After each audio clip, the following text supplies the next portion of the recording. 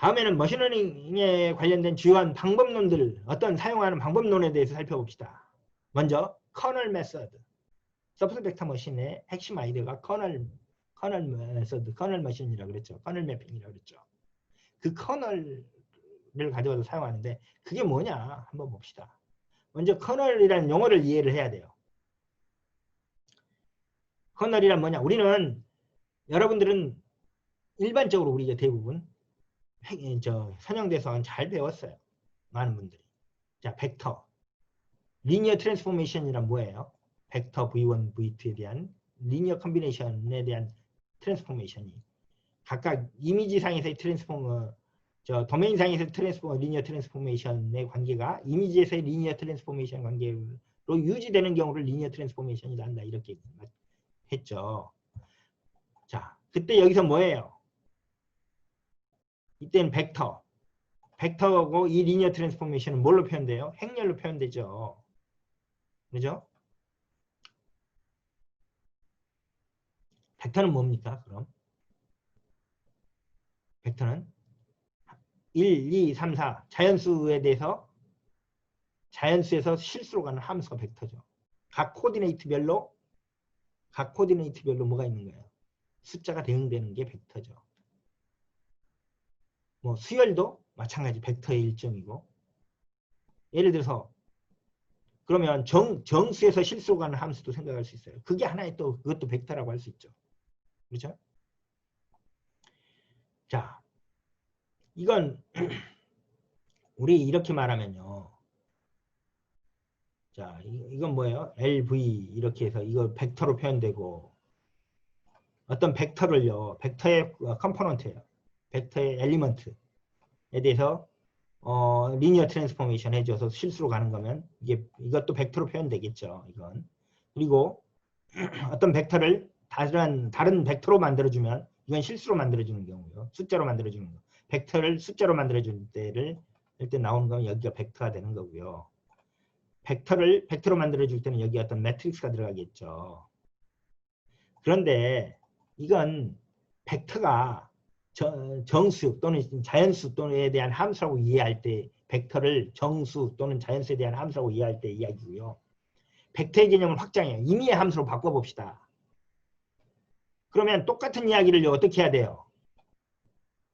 이게 인테저 인덱스, J란 인테저 인덱스를 쓰는 게 아니라 실수 또는 다차원 공간에서의 값 X라고 바꿔봐요. 그러면 이건 이렇게 바뀌죠. 이거.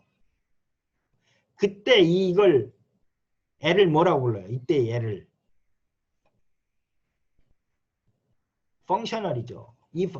그리고 그 펑셔널은 이러한 K의 펑셔널 K로 대표되죠. 다시 말해서 K가 펑셔널인 거죠.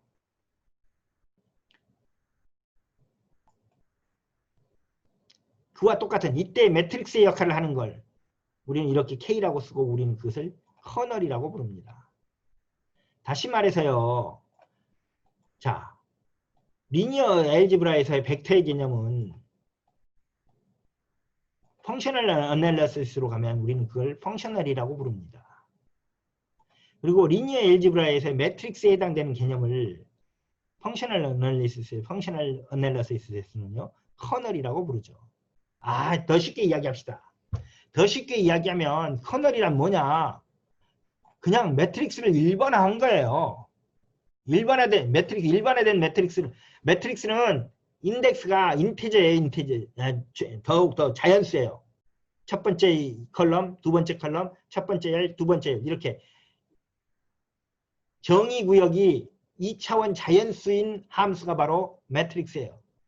그런데 정의구역의 스페이스를 2차원인 일반화된 2차원 스페이스로 바꿔놓으면 그걸 우리는 뭐라고 부른다? 커널이라고 부르는 거예요. 그게 커널이에요. 자, 커널 메서드. 우리가 커널 메서드 하면 고려할 수 있는 게 이런 거예요. 서포트 벡터 머신, 임포트 벡터 머신, 씬 플라이 스프라인, 스무딩 페널라이즈 스무딩 스프라인 이런 것들이 모두 다 커널 메서드들이죠. 이건 리그레션, 여기는 리그레션으로 사용되는 거고 이것은 클래시피케이션에 사용되는 거예요. 자, 뭐예요? 주어지는 값에 대해서 뭐냐 이것을 한번 변환해요. h라는 함수로 변환한 다음에 이 h를 가지고 y 값을 설명하는 방법이 바로 커널 메서드예요. 하고자 하는 거죠. 그런데 이 커널 메서드의 이 h는 사라져 버려요. 안 나타나요. 안 나타나. 왜 그렇게 되는지 한번 봅시다. 자, 커널 메서드는요. 목적 함수가 이렇게 구성이 되죠. 페널티 텀, 마이너스 로그 라이클리후드 이런 거고 여기다가 자, 이 프레딕터 함수는 리니어 프레딕터를 생각하게 되죠. 리니어 프레딕터를 만드는데 그 개수를 W 행렬이라 W 벡터라고 할 때 그 개수 벡터에 웨이트를 주죠. 페널티 텀을 붙여서 이렇게 구성합니다. 이게 꼭 필요하냐? 필요할 때도 있고 필요하지 않을 때도 있어요. 이게 필요한 이유는 프레딕터빌리티를 높여준다 그랬죠. 프레딕터빌리티를 높여주는 역할을 하는 거고. 자, 이 텀으로 사용되는 게 서포트 벡터 머신에서는요. 뭐예요? 우리가 잘 아는 거. 크로스 바운다리를 월경하는 경계선을 넘어가는 양들의 합을 서포트 벡터 머신에서는 적합 결여도로 사용해요. 임포트 벡터 머신에서는 뭐예요? 로지스틱 리그레이션에서 목적 함수인 마이너스 1 로그 라이클리후드를 가져다 써요. 그게 임포트 벡터 머신이죠. 씬 플레이트 스플라인에서는 뭘 씁니까? 최소 자승법 적합 결여도를 쓰는 거죠. 이 부분은 똑같아요. 그리고 이걸 넣어서 하는 거죠. 리니어 프레딕터를 구성하는 거. 이때가 서포트 벡터 머신, 이때가 임포트 벡터 머신, 이때가 씬 플레이트 스플라인. 이건 뭐 힌지 로스에 의해서 뭐라고 이야기를 하죠. 단 이것도 적합 결여도 일종이에요. 적합 결여도 일종. 더도 아니고 덜도 아니에요. 자, 여기 봅시다. 서포트 벡터 머신에서 이 마이너스 1 로그 서포트 벡터 머신은요. 마이너스 1 로그 라이클리후드에 대응하는 값을 이렇게 바꿔놔요. 이게 뭐죠? 빨간 영역과 파란 영역의 바운다리를 나누겠다. 바운다리를 나눌 텐데 이 바운다리의 경계 어떤 폭이 지나가면서 비무장지대를 설치하겠다는 거예요. 이 비무장지대의 폭이 뭐냐? 웨이트 펑션 W-의 역수니까 이 폭을 최대화시킨다라는 거예요. 이걸 미니마이즈한다. W 제곱을 미니마이즈한다라는 것은요. 이 폭을 최대화한다는 바운다리의 폭, 비무장지대의 폭을 최대화해서 확실히 분류시켜주겠다. 파란 영역과 빨간 영역을 확실히 분류시켜주겠다라는 의미를 갖는 거예요. 이 부분이. 그냥 리그레이션 프로그램에서는 프레딕터빌리티를 높여준다는 의미이기도 해요. 자, 그리고 이건 뭐예요? 이건 페널티 텀이라고 적합 결여도라고 했는데 뭐에 해당이 되죠? 이 플러스 기호는 뭐예요? 플러스 기호는 이 값이 음수이면 0으로 대체하고 양수이면 그대로 쓰겠다는 뜻이죠. 이 값은 뭐예요? 이 각각의 점들이 바운다리를 제 영역에 빨간 녀석은 빨간 영역, 파란 점들은 파란 영역이 있으면 좋은데 그렇지 않고 상대방 진영, 비무장지대 또는 비무장지대를 넘어서 비무장지대의 자기 즉 철책선을 넘어서 넘어간 거리예요. 거리. 이만큼. 이렇게 넘어간 거리들을 이렇게 넘어간 거리들을 다 침투해서 들어간 거리들을 전부 다 합한 거란 뜻이에요. 적합 결여도. 적합이 안 됐다는 뜻이죠. 그럼 왜 이런 식의 힌지 로스를 써서 이런 적합 결여도를 구성했습니까? 이거 서포트 벡터 머신을 구성한 커뮤니티는요. 논의가 나온 적은 어디냐면 매서메티컬 프로그래밍에 대한 논의를 하던 분야예요. OR, 오퍼레이션, 경영과학 분야, 오퍼레이션스 리서치, 매서메티컬 프로그래밍 하시던 분들이 만든 방법이에요. 거기서 뭘 써요? 리니어 프로그래밍, 쿼드라틱 프로그래밍 아이디어가 잘 알려져 있어요. 그 아이디어를 가져다가 분류기로 사용하기 위해서 이걸 만든 거예요. 이렇게. 이거 딱 보면 뭐예요? 리니어 프로그래밍에서 나오는 테크닉이죠. LP 테크닉이에요. 물론 이게 들어가 있어서 LP를 쓰는 건 아니고 쿼드라틱 프로그래밍이 돼요. 그렇지만 어차피 똑같은 이야기가 되겠죠. 자, 이거 리그레이션으로 가져와서 봅시다. 리그레이션으로 가져와서 보면 리그레이션 문제 에서는 이게 람다가 0 아니라고 해도 되는데 람다가 0 아니라고 하면 뭐가 높아져요? 프레딕터빌리티를 높이는 효과가 있다 그랬어요. 0이라고 해도 피팅하는 데는 문제가 안 생겨요. 그러죠? 해봅시다. 그럼 뭐 설명을 단순하게 해서 0이라고 놓고 해봅시다. 그럼 어떻게 되나? 이렇게 보면요. 이걸 이해하는 데 있어서 핵심은요. 리그레션이에요. 리그레션을 봐야 이 심플 스플라인이나 이런 게 이해가 돼요. 여기 봅시다. 여러분들 리그레션 프레딕터 이렇게 구성하잖아요. 여러분 잘 알죠? 회귀분석 많이 공부했어요. 회귀분석 프레딕터 이거죠.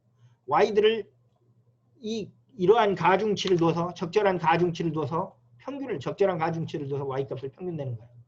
그러면 PIJ를요 이렇게 합시다. XI, XJ로 놓으면 이 P행렬을 구성할 때 어떻게 구해요? 이렇게 하면 PIJ에서 인덱스에 대해서 IJ에 대해서 구성할 수 있죠. 그리고 PI 벡터를 이렇게 하면 PI 벡터가 돼요. YI 햇은 어떻게 돼요? YI 햇은 이걸 i번째 프레딕터의 값은 계산하면 이렇게 돼요. Y 벡터는 이렇게 되고 PJ 프레딕터 이렇게 되네. 우리가 회귀분석에 쓴 식을 이렇게 쓰면 돼요. 똑같아요. 자, 이렇게 이해할 수 있다면 많은 것이 소프트 백산 모션의 많은 걸 쉽게 이해할 수 있어요.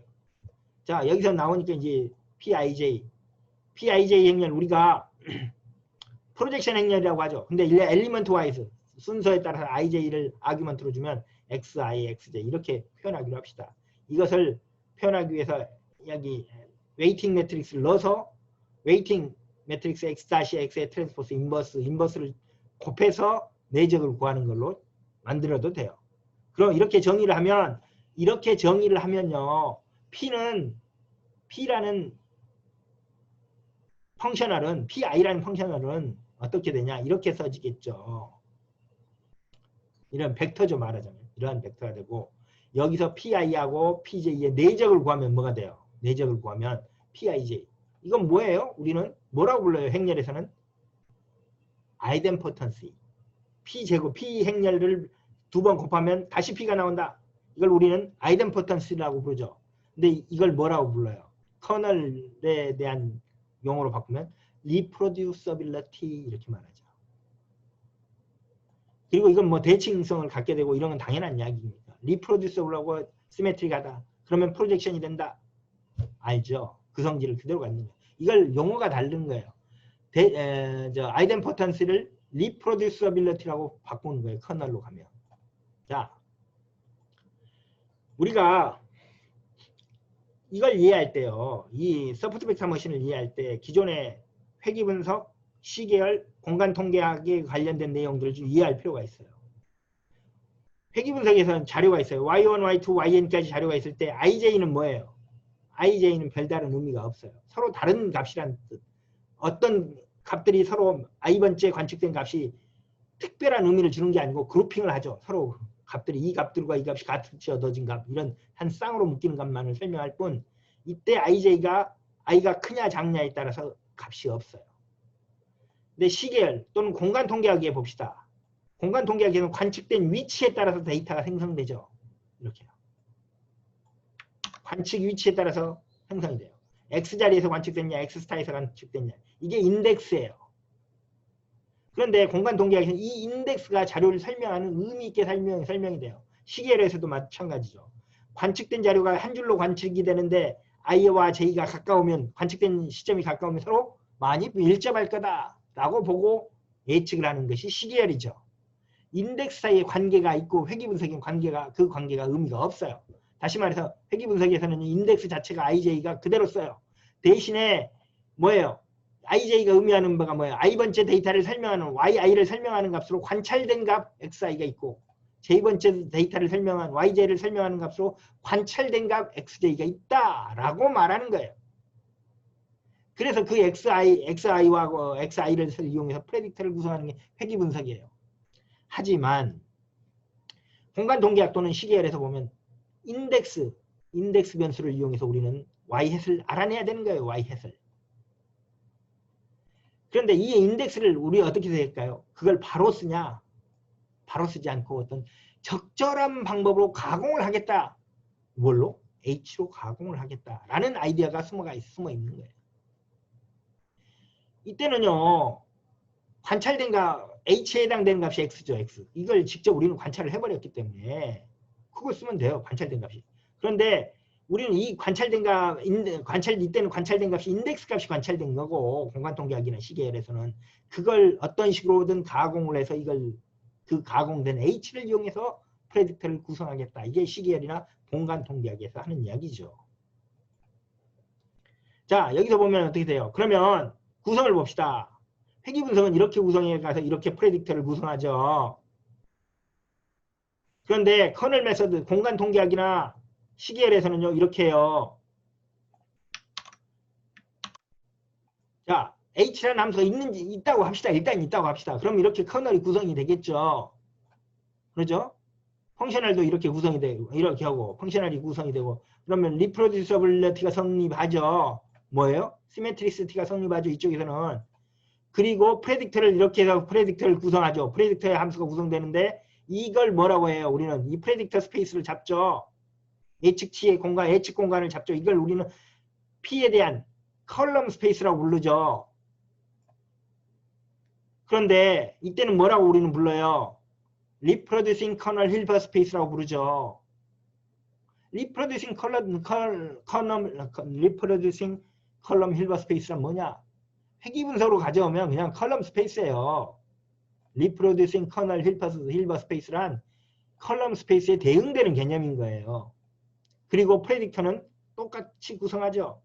관측된 값 y들에 대해서 웨이팅 가중평균으로 구성하고 가중치를 이걸로 가중치를 두는 거예요. 이게 커널 메서드예요. 그러니까 자 이렇게 이걸 이해하고 나면 서포트 벡터 머신도 동일한 프레임으로 똑같이 이해할 수 있어요. 핵심은 이거죠. 인풋된 변수를 바로 사용하지 않고 h로 가공을 했다는 거예요. 그런데 여기서 자 서포트 벡터 머신에서 사용한 이야기 중에 나오는 게 뭐냐면 커널 트릭이라는 게 있어요. 커널 트릭. 커널 트릭은 뭐냐면요. 이런 거예요. 이걸 찾는 데 있어서 이 프레딕터를 구성할 때 있어서 프레딕터를 구성할 때 핵심은요. 이 커널만 알면 된다는 거예요. 그런데 이 커널은 어떻게 구성됐다? 이렇게 해서 H 안에 있는 펑션, 트랜스포메이션 된 펑션 H에 대한 내적으로 구성이 될 거예요. 그런데 이 커널이 좋은 성질, 리프로듀싱 커널 힐버 스페이스를 구성하는 커널이라면 굳이 우리는 H를 모르더라도 커널을 바로 구성할 수 있다. 다시 말해서 H를 특정하지 않더라도 커널만 있으면 뭘 찾을 수 있어요? 프레딕터를 잡을 수 있다는 거예요. 그러니까 우리 이런 거 굳이 하지 말자. 단지 이것을 바로 특정해버리자. 직접 이걸 특정하자는 거예요. 무슨 이야기냐 여기서 보면 만약에 회귀분석에서 보면 그 이야기는 뭐냐면요. 우리가 이 프레딕터를 Y햇을 찾는 게 목적인다고 할 때 회귀분석에서 Y햇을 찾아야 돼. 프레딕터를 찾아야 돼. 그러면 관찰값 XI, XJ가 얼마인지 우리가 그게 중요한 게 아니야. 뭐만 있으면 된다. 프로젝션 매트릭스만 있으면 이거 찾을 수 있다. 이런 뜻이에요. 당연한 거 아니에요? 당연하죠. 그래요. 실제로 서포트 벡터 머신에서도요. 이 H가 중요하지는 않아요. H라는 게 있다라는 거예요. 이렇게 인풋된 값, 인덱스 위치, 관측된 위치에 의해서 또는 설명 변수에 의해서 한 번 트랜스포메이션 된 값 H가 있다. 그것에 의해서 내적으로 구성된 커널이 있다라고 가정하고 이야기를 진행하는 거고 실제로 그 트랜스포메이션 된 값이 필요하다는 건 아니에요. 필요한 건 커널이죠. 그래서 사용된 커널들이 이런 거예요. 이런 거 이름들이 다 하이퍼 탄젠트 커널을 뉴럴넷 커널이라고 부르죠. 왜 그런가는 뭐 여러 가지 이유가 있어요.